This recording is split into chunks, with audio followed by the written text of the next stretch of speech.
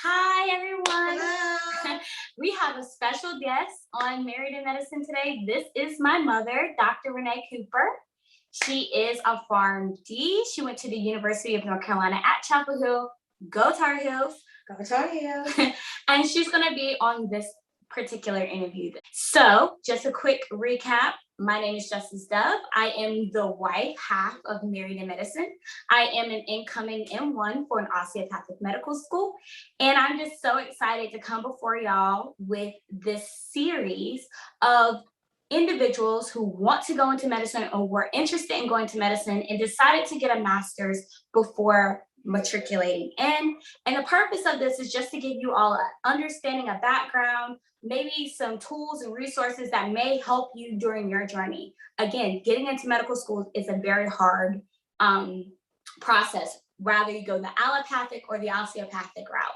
Either way, you're going to come out being a doctor, being able to work in all 50 states and just be the greatest provider that you can be for your patients. Yes. So if you're interested in learning more about osteopathic medicine, relationships while being in medical school, or just medical school in general, the journey, definitely hit that subscribe, like button, and definitely comment below. We are here to help and give any resources or any tips if necessary. So thank you so much for, sharing your time with us, blessing us with your time. Thank you. Y'all, we have a celebrity on our channel. So we're feeling some kind of way, guys. I am not a celebrity. She really is. So that brings us to tell us about yourself. Well, so I'm Afro-Indigenous. I'm from Pembroke, North Carolina, and I'm enrolled Lumbee. I graduated from ECU in 2017 with a bachelor's in science. Go Pirates. I also ran track there. I used to be a heptathlete and a 400-meter hurdler, and I graduated from Georgetown in 2018 with a master's in physiology and biophysics with a concentration in integrative medicine. And I have been working with one of my mentors that I met during my time at Georgetown for a practicum, working with a small cohort of Alaskan Natives on healing historical trauma using indigenous-centric meditations. So, and that work has continued and turned into, it's called Breast Together for a Change. And we've continued this project, and now we're doing a pilot study with 30 white participants who are all doing anti-racism work in different fields: education, law, medicine, academia, and we have these 30 white volunteers who are highly optimized, like white allies, and they're doing these indigenous-centric meditations that center dealing with perpetration. And because even the best white allies still have work to do in terms of working with people of color about our issues and things of that nature. So we're on month 9 of that and out of 12. And we're also working on a tangent healing program for healing historical trauma in different BIPOC communities. And hopefully we'll have a blended program eventually. But for right now, it's important to understand that, and I'm going on a tangent about this because I'm really passionate about it. It's really important to, deal with our issues separately as separate groups before we can come together, because there's healing, just with personal healing, we heal ourselves, and we by healing ourselves, we also heal people around us and our family and our friend groups and our communities. So it's kind of the same concept in terms of with people of color or different groups of people of color, we all have we've also had oppression towards each other, or we've been oppressive towards each other. So it's important for us to kind of go through how internalized oppression, what that looks like in each community separately before we come together, and then deal with the perpetration that we've enacted towards each other as separate groups of color. So that's colorism and things of that nature. That's beyond that. It's just, yeah. Sometimes you see people doing trauma battles, even with the whole oppression Olympics. Right. And that's the whole thing. And I'm actually doing a panel, and this is kind of jumping into the work that I'm doing now. Is I have a blog called goodmedicinewoman.com, and I haven't published anything since March. Do not judge me. I've had a little bit of a creative slump. Actually, I have 16 drafts that I haven't published yet, but I'm a perfectionist. I just want to make sure I got everything right before I put it out there. But and then I just start different things, and I just kind of forget about what I'm supposed to be doing. But I use that blog to kind of talk about like the issues of systemic oppression and racism and implicit bias, and also different Indigenous issues throughout the world, because I think it's important to highlight that this is a world, like Indigenous resistance is worldwide. It's not just here in North America on Turtle Island. And currently I'm also working as a sexual assault, domestic violence, and human trafficking advocate for the Commission of Indian Affairs. And my views do not reflect my employer. I have to say that because we are under the Department of Administration with the state government. So yeah, and I'm also a founding board member of the Missing and Murdered Indigenous People in North Carolina Coalition. And we have different representatives from throughout the state from each of the different tribes, and we're trying to grow it. And we pretty much just like keep up to date on like different cases and different counties or different tribal groups, so we can like kind of keep count, because the big issue with like missing and murdered Indigenous people is there is a really big data gap with just in the missing persons database nationally for Native American people and particularly, and also for the Southeastern region, there's this issue with misidentification of Indigenous people here in the Southeast and the erasure of Indigenous people here in the Southeast. So like we have like a little, like there's a data gap within a data gap. That's what we're working to rectify. And that's my life. And before she says what she thinks is like an important, like what she feels is important for pre-meds to know, is just based off of my two guests so far. As you can see, everything isn't about medicine in our lives. There are other interests, other important agendas that we like to tackle. And as you can see, Aminah, also known as Mimi, is about tearing down the system. From the inside and the outside. Yeah, absolutely. Yeah, it has to happen. Mm-hmm. Pull it down. Oh, I'm all about burning shit down. I don't know if I said I'm something, all about burning shit down. But yeah, it gotta come down if it's not right. Yeah.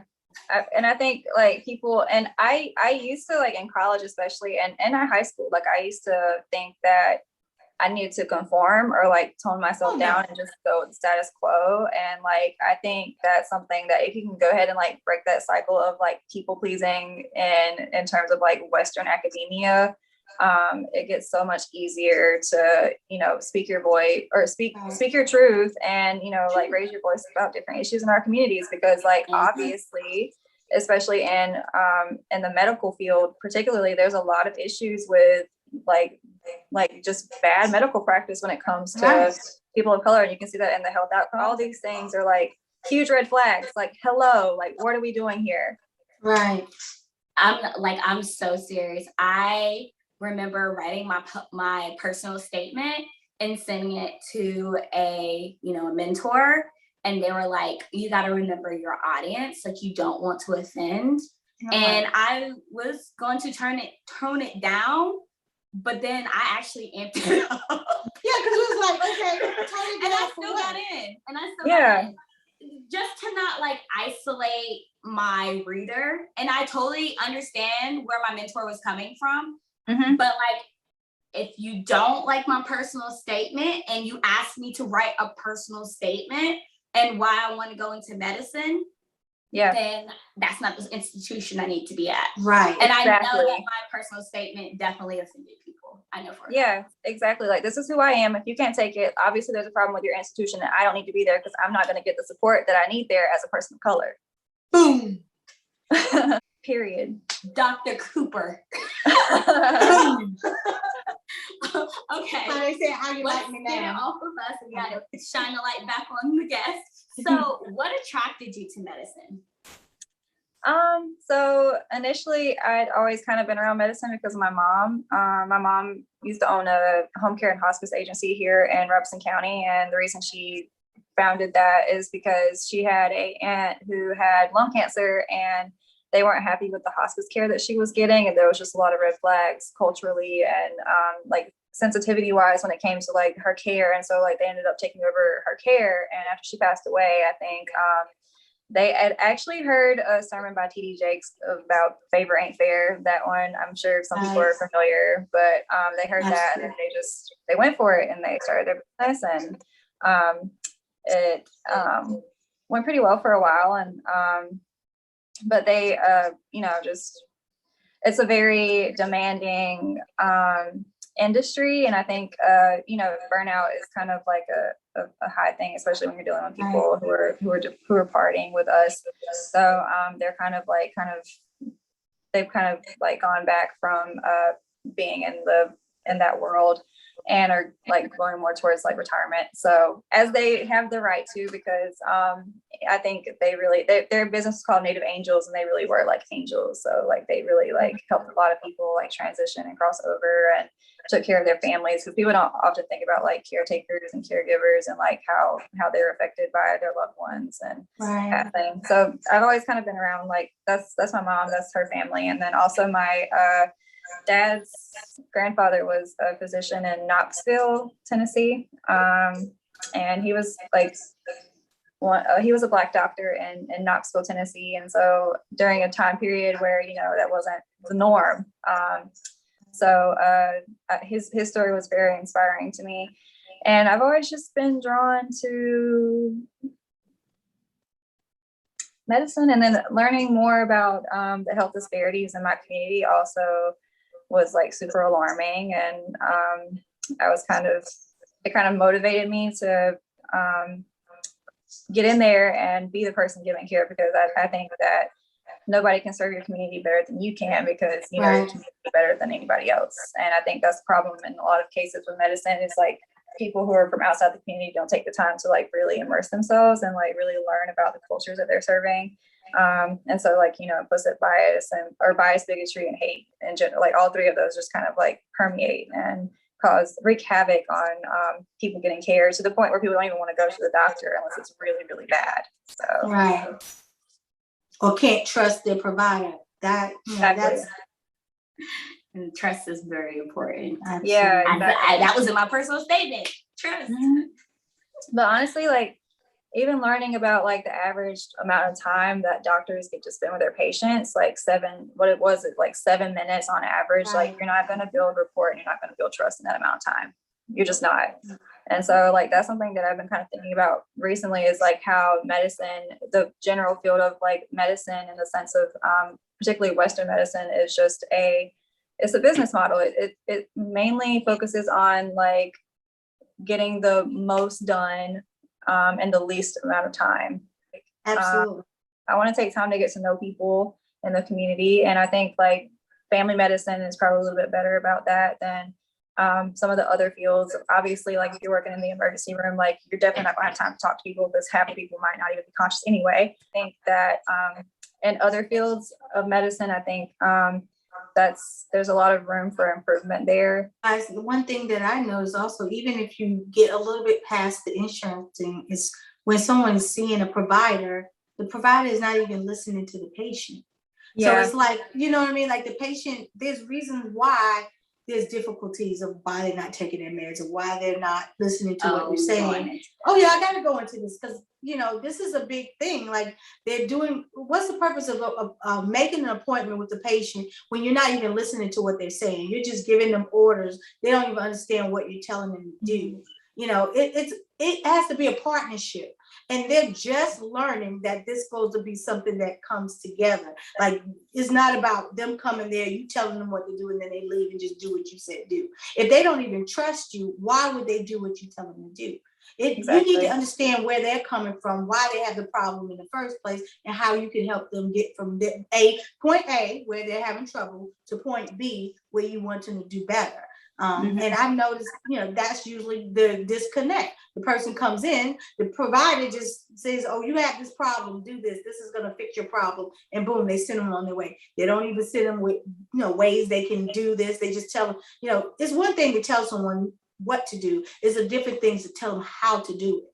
And I saw that disconnect. And when I was in practice, this is what I came in as a pharmacist, fixing all these broken people. And what I found out about all these people were that the doctors were not listening to them. I would take these broken people, put them back together, and then send them back to their provider. And they would be like, I don't want to go back to her. You've been a wonderful provider. I'm like, I'm not your provider. I'm your pharmacist who got you back on track and understand why your doctor is doing this for you. Now I have to put you back in her care. And now you understand why she's doing what she does. And this is what I need doctors to do. But the thing is, if you're only giving them 7 minutes to do it, how are they going to do it? They gave me an hour with this patient about their medication, and I was able to solve the problem. And that was the problem. The disconnect is they don't want to listen to you because they don't trust what you're saying, and you haven't even told them why you're doing what you do. Right. But I think that's why I kind of like the integrative approach, because like it really center like the patient experience is patient care, and I think Western medicine would also, and not to say that like Western medicine doesn't have like integrative, like integrative approach in some places. It just really depends on where you are. And there are like hospitals and like facilities who are like becoming more amenable to like having like a integrated practice. And but I think they, especially because the language of medicine is so inaccessible to the common person, I think that's a huge issue. And I think a lot of people get taken advantage of in that sense, because again, like going back to like the capitalistic model, or like the business side of medicine is focusing more so, okay, how can we bill as much as possible? And so like if somebody doesn't understand or they don't know, like, oh, well, you don't necessarily need this or you don't need this, like they're not, if somebody's not there like advocating for that patient, like they're not going to know. And so there's like this like gray area where people are like exploitive, you know? So I think that's a conversation that definitely needs to be had. Absolutely. We should have it. We'll bring you back. We're going to come back to that. We're going to have to bring y'all, both of you. You too, Ms. Doctor. Okay, so let's get back to the interview. Okay, so why did you decide to complete your master's? And you said physiology and a whole bunch of other letters, just sounding so smart. So good. Talk about what you got again, and then why you decided to get it.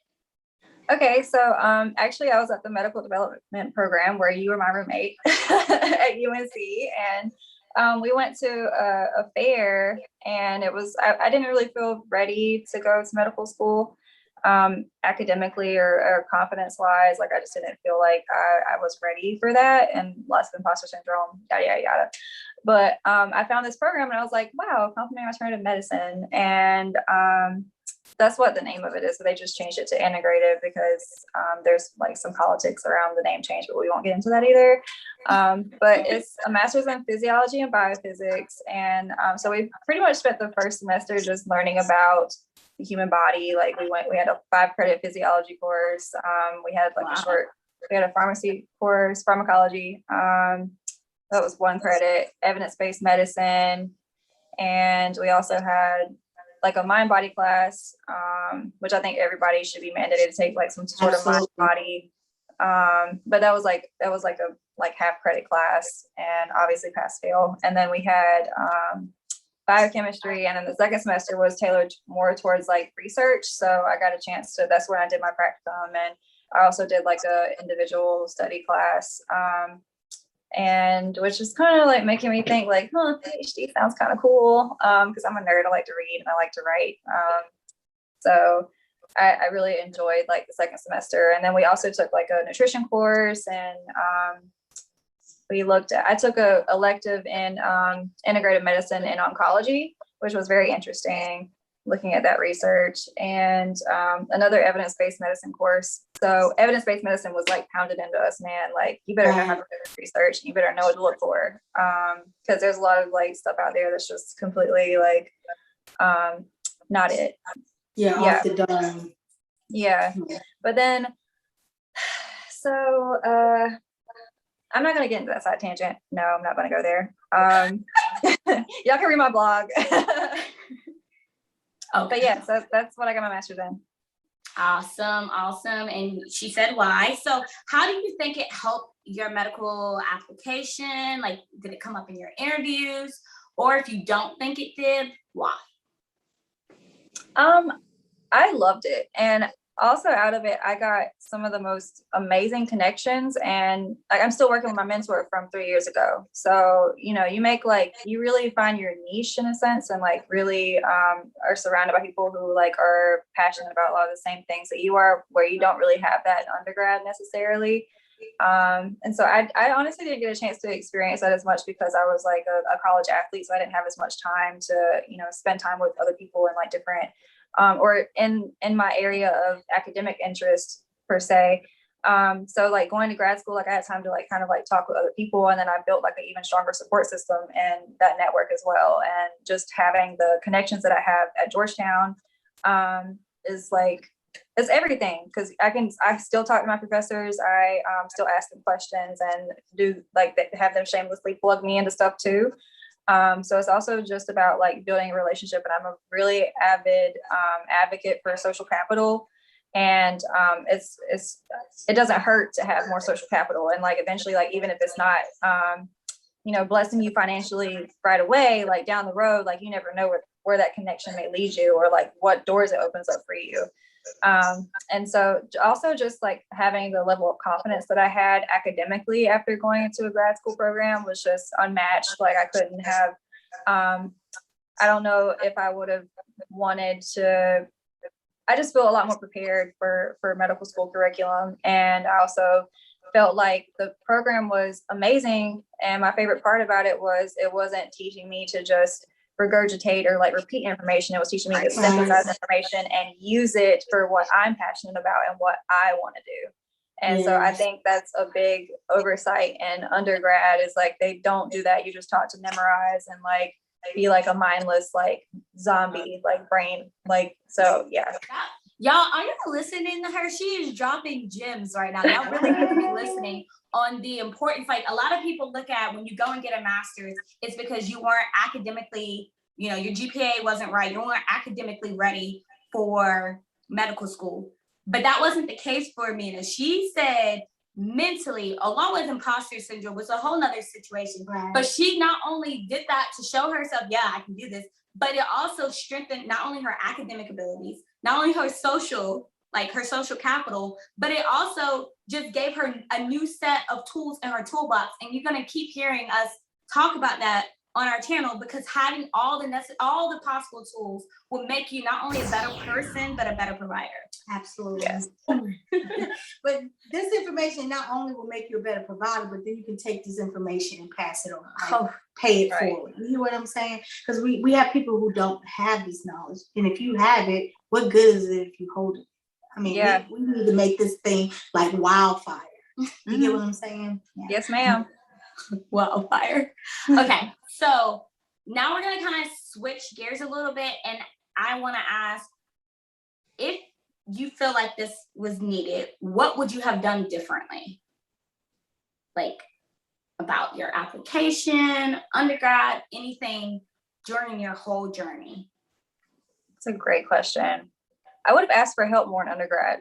I didn't ask for help in undergrad. And then my asking for help was like going to like TA sessions with groups, and like I didn't necessarily understand like the concept of doing, especially in more rigorous courses, like the work before going to study groups, or the work before going to TA review sessions, or for like professor review sessions. I just kind of like had, I guess, this expectation that I would just be able to figure it out based on that. But like in more like difficult science classes, you just can't do that. Like you have to really read. And so I wish I read more. And I figured that out in grad school. But I was like, wow, you know, everything would have been so much easier if I just went ahead and read.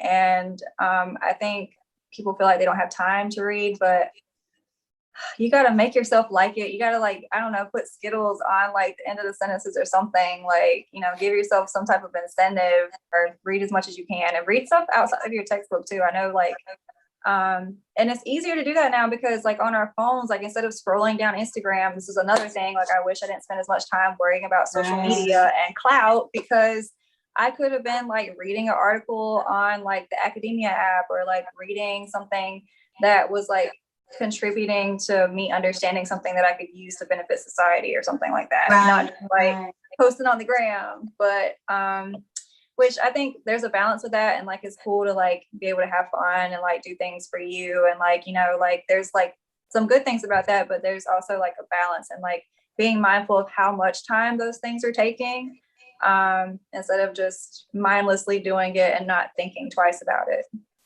Yeah, definitely. I would say that too for me.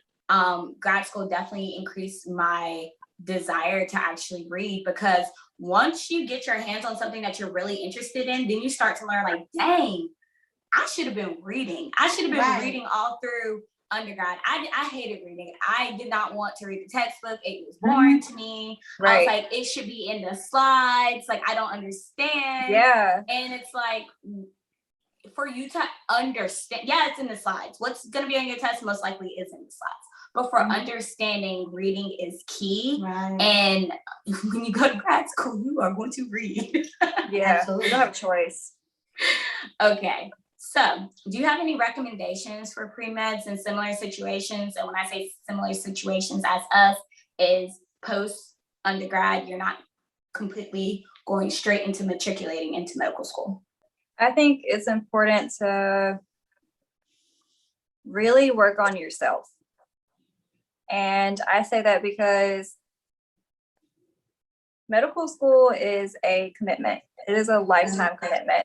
And I think, because even like after school, like you have residency and then you're going to go into working in your field. So like, I think it's important for people to really pay attention to when they're feeling overwhelmed. And like, I really think this is like a big, huge mental health plug, because, you know, you have to be able to balance like being able to like do your due diligence and what you're supposed to do studying wise, but you also need to make time for yourself, for your family, for your friends, because like those things like are the most important. And I think that we're taught that in Western society, like it's important to be an individual first and like focus on yourself, but like that like went against everything that I've been taught as like an Indigenous person, or like a lot of other communities like really value the community just like that.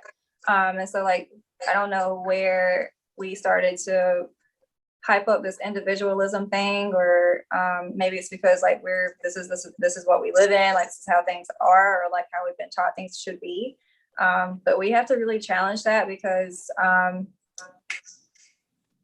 paying more attention to the collective, or like even like in terms of everything that's happened with these movements like Black Lives Matter, or like the hundreds of children's bodies who've been discovered outside of in unmarked graves at Catholic boarding schools, like there's a collective trauma to that. And I don't think institutions always pay attention to those things. So it's really important for you as an individual, especially as a BIPOC person, or even as like a white ally, if you're affected and you have your empathy is in check and like you're able to like empathize with us on our issues. I think it's important to make sure that you have like built-in self-care or support systems, because, and you can spend all the time between undergrad and getting into school to do that. And I think one book that I read last summer as my recommendation is called See No Stranger, a memoir and manifesto of revolutionary love. And it's written by it's a Sikh woman, and she spent time in undergrad, like going around after 9/11 interviewing people who were victims of like the anti-Muslim retaliation after 9/11. So she ended up making a documentary about that. I think 2 documentaries about that actually, but she was in Obama's administration, and she's like, she's wonderful. She's brilliant, but she just does a great job of like explaining, I guess, the idea of being curious and being wondering about like, okay, well, I want to know more about this person, like, and not in the sense of like not seeing color, but just like learning more about what makes us different, and like highlighting how that actually makes us the same at the same time.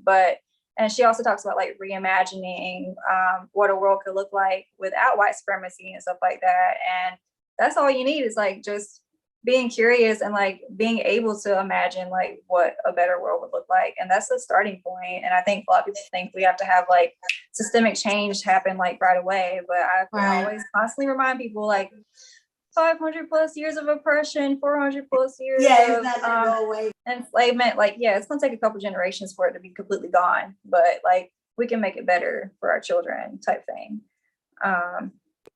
That's So, yeah. crazy. That I need to read that book because I remember I did right out of undergrad. I knew I wanted to serve my community because I knew I wasn't going straight into medical school, and I like actively looked for organizations that would allow me to do that. And I ended up landing on an organization called Student U, which works with predominantly Black and Brown students, but it was really centered and focused on first generation college students. I didn't come from that type of environment. I was privileged in the sense that my mother was already a doctor, so I knew I was going to college. It wasn't even a thought that I wouldn't be able to go to college. And I didn't even take high school seriously, but I knew I was going to go to college, right?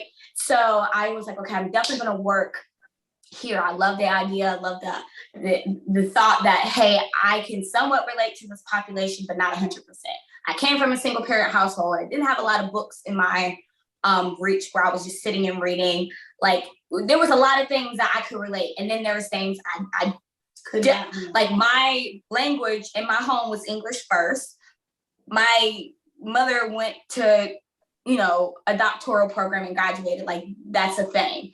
So I was like, yeah, I'm going to work here. And one of the first questions that they asked me was, what would the world look like if white supremacy no longer existed? And I told them, I have no clue.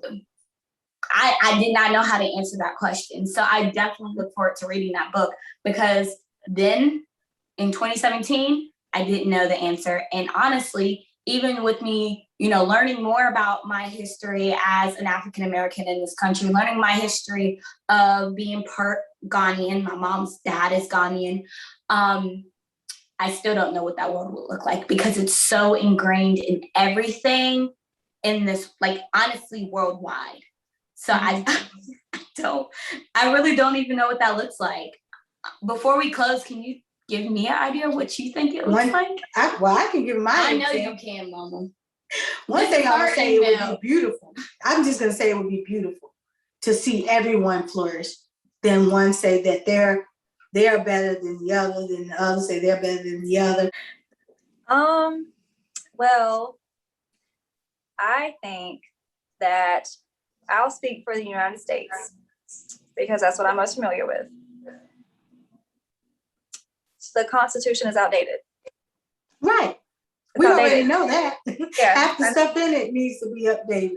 Yeah. And then you got things like the Doctrine of Discovery that are still on our legal books and still being cited in Supreme Court cases, keeping Indigenous people from having access to their ancestral lands. Like, that's a problem. So, it's real simple. Like, let's look at the foundations of the country and go from there, and then we can rebuild by having a more inclusive conversation from that point, because anything after that, anything like above the foundation is just going to mutate, and it's all performative because we're not getting to or even doing like a medical diagnosis, like you're not getting to the root cause of what's happening, or yeah.